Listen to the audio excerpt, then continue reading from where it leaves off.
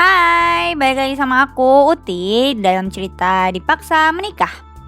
Kali ini cerita Intan dan Riko udah masuk bab ke-92. Mau tau lanjutan cerita mereka nggak? Mau lah ya. Yuk kita dengerin bareng-bareng.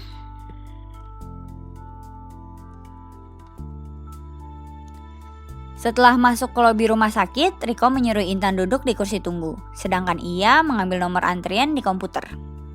Di layar komputer, Riko memilih medical check-up, lalu mengeklik tombol OK. Setelah itu, keluarlah nomor antrian yang menunjukkan angka 15. Riko mengambilnya lalu duduk di samping Intan. Intan merasa sangat gugup. Tangannya terasa dingin karena ketakutan. Riko melihat kekhawatiran Intan itu. Ia pun memegang tangan Intan untuk menenangkannya. Udah, gak usah takut. Nanti kalau kamu dinyatakan sakit parah, aku pasti akan berusaha menyembuhin kamu kok. Aku bakalan cari dokter terhebat di seluruh dunia ini buat kamu. Hibur Riko sambil tersenyum memandang Intan. Makasih ya mas, ujar Intan lalu memonyongkan bibirnya hendak mencium pipi Riko. Mau ngapain? Ini kan di tempat umum.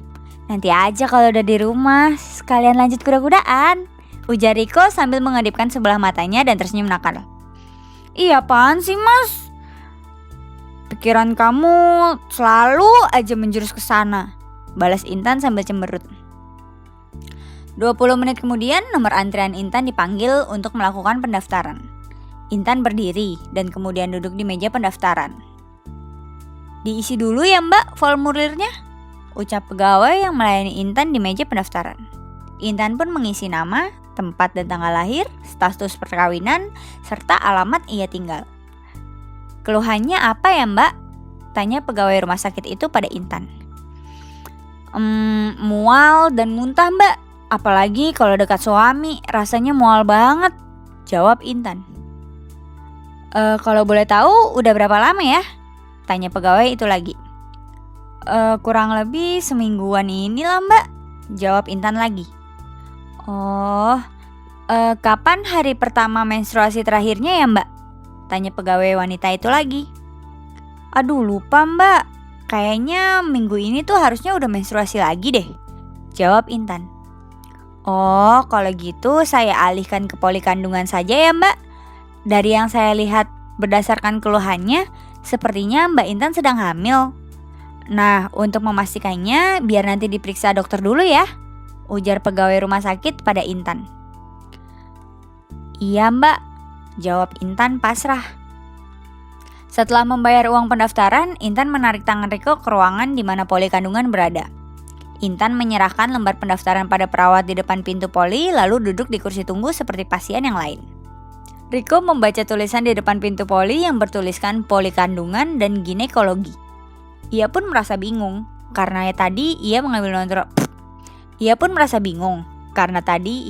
nomor antrian untuk medical check-up. Kok kesini? Emang kamu hamil? Tanya Riko pada Intan.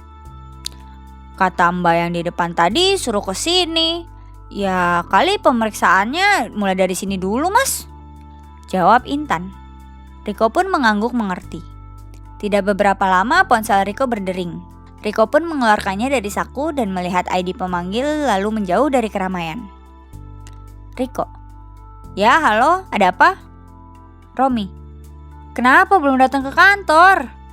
Riko. Ini gue lagi nganterin Intan ke rumah sakit. Tolong handle perusahaan hari ini ya. Nanti laporannya gue tunggu di email. Romi. Ya oke. Intan sakit? Riko. Ya mungkin sakit. Tiap hari dia mual muntah gitu. Gue kasihan, jadi gue bawa aja deh dia periksa. Romi. Oh gitu. Yaudah semoga cepat sembuh ya. Setelah memutuskan panggilan telepon dengan Romi, Riko kembali ke kursinya. Masih lama ya Tan? Tanya Riko pada Intan. Ya iyalah mas, kamu gak lihat itu berapa banyak ibu-ibu hamil yang duduk di sini sebelum kita datang? Ujar Intan kesal. Iya aku lihat tapi aku gak ngitung, jawab Riko.